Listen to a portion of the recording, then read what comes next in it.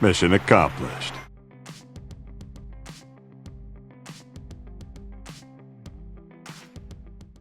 Number 10. Oscar, Will Smith, Shark Tale. This is like the best idea ever, all right? It's a sure thing, guaranteed cash extravaganza. Shark Tale has a surprisingly stacked cast, and nearly every one of the characters bears an uncanny resemblance to their actors. Well, as uncanny as animated fish can look like human beings. However, we have to give a nod to the lead character Oscar, played by Will Smith. If, for some reason, you haven't seen the movie, it's about a blue-streaked cleaner wrasse, Oscar, who becomes rich and famous after gaining a reputation as a shark killer.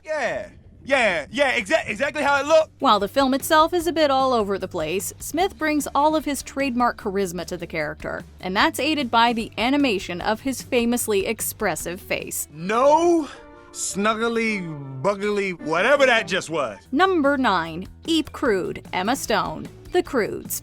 Eep Crude is the adventurous daughter of the titular cave clan. Are you dead? Can I have your fire if you're dead?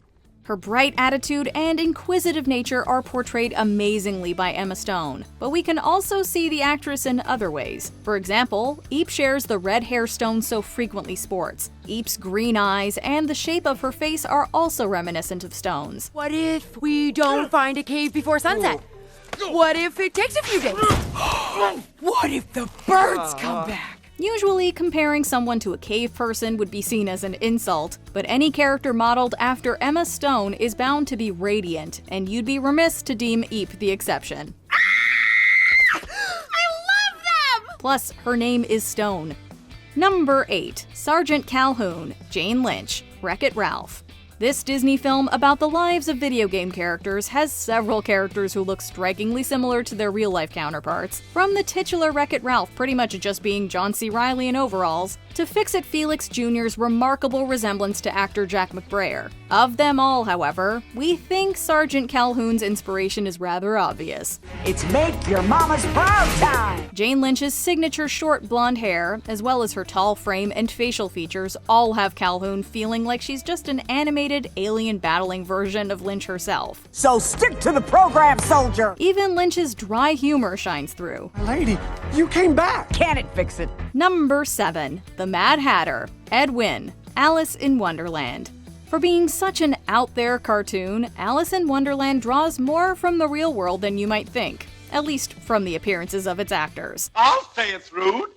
It's very, very rude indeed. Catherine Beaumont, at the time that she voiced Alice, looked just like her. And it's easy to see Jerry Colonna in the March hare. But for our money, the Mad Hatter is a dead ringer for Ed Wynn. The batty top hat enthusiast has the same nose, eyebrows, and tufts of hair coming off the back of his head. You can really see the resemblance in the test footage Disney did for the Tea Party scene. What are you talking about?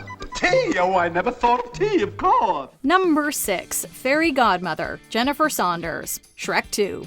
If Jennifer Saunders' greatest desire was to look like a fairy godmother on screen, then we'd say her wish was granted. No! You see, ogres don't live happily ever after. The magical, winged, wish-granting lady is not only a scheming businesswoman, but she also has a flair for the dramatic, and quite the set of pipes thanks to Saunders. While there are a lot of differences between the two, for instance body type and hair color, the fairy godmother's face is a wildly close match to Saunders, and she looks absolutely fabulous. You couldn't just go back to your swamp and leave well enough alone. Number 5. Sadness, Phyllis Smith, Inside Out.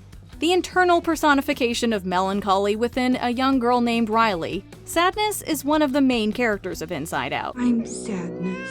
Oh, hello. She's played by Phyllis Smith, who's famous for her quiet demeanor and unassuming roles with wholesome attitudes. For fans of The Office, you'll know exactly what we're talking about. Crying helps me slow down and obsess over the weight of life's problems. While Smith isn't small and blue, Sadness does manage to capture some of Smith's physicality, including her facial features, from her mouth to her nose to her big blue eyes. Smith may be playing a tragic role, but we couldn't be happier about her character's likeness. Sorry, I went sad again, didn't I?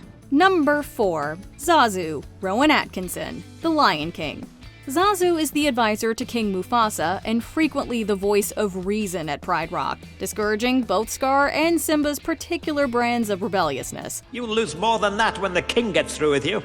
He's as mad as a hippo with a hernia. One might expect that it would be difficult to make a red-billed hornbill look like a human, but weirdly, it doesn't seem very odd at all. Zazu shares Atkinson's prominent eyebrows, wide eyes, and even sort of a similar nose. One day you two are going to be married. Yeah. The turn of their mouths are similar too. All those parallels help convey Atkinson's rather theatrical delivery even better, given just how expressive the actor is. Banana Beak is scared. It's Mr. Banana Beak to you, fuzzy. Number 3. Phil, Danny DeVito, Hercules.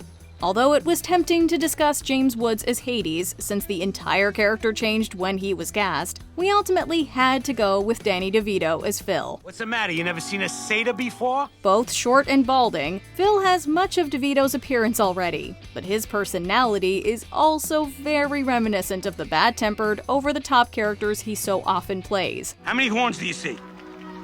6. Close enough. Of course, there are distinctions, such as DeVito's nose, which is nowhere near as red or bulbous, but otherwise, he and Philoctetes could be twins, if one of them was a satyr. It wouldn't be the first time Danny DeVito had a twin who was quite different from him. Do I look okay? You look better, let's put it that way. Number 2. Lady Tremaine, Eleanor Audley, Cinderella. Eleanor Audley has lent her likeness to several iconic Disney characters, including Maleficent. However, despite arguably being less famous, we're choosing her part as Lady Tremaine, the evil stepmother from Cinderella. Oh, please, you don't think that Hold your tongue. This is because we contend that Lady Tremaine looked more like Audley. The character shares Audley's graying hair, as well as her nose and the curl of her lips, particularly when frowning, which Tremaine does a lot of. Girls, please. After all, we did make a bargain, didn't we, Cinderella? Tremaine may be a more subtle villainess than Audley's other Disney role, but that only means that more of her performance comes through on screen. Good night. Before we get to our top pick, here are a few honorable mentions. Al McWiggin, Wayne Knight, Toy Story 2. It's like if Newman ran a toy store and kept up his goatee. You, my little cowboy friend, are gonna make me big bucks. Principal Brian Lewis, Kevin Michael Richardson, American Dad. Kevin Michael Richardson has a cartoon doppelganger. My strength comes from above! Wesley, Steve Buscemi, Home on the Range. There's no mistaking Buscemi's face, even with the mustache. The name's Wesley. Olaf, Josh Gad, Frozen. It's the eyebrows and mouth. Oh, look at him trying to kiss my nose. I like you too. Princess Tiana, Anika Noni Rose, The Princess and the Frog. They're practically identical. Really like to help you, but I just do not kiss frogs. Number 1. The Genie, Robin Williams, Aladdin. Yes, you probably saw this coming. Genie of the Lamp! The Genie was created and designed with Robin Williams in mind. The wish-granting Blue Djinn's zany attitude, facial features, from that strong chin to those wide, expressive eyes, as well as his numerous pop culture references are all classic Williams. The comedian famously improvised frequently in the recording booth, which led to plenty of Genie's famous lines coming directly from him. Al, if you want a winner, just be yourself. So much about his appearance and actions are all owed directly to Williams. It's safe to say that without Robin Williams, we'd never have a friend like Genie. Never had a friend like me.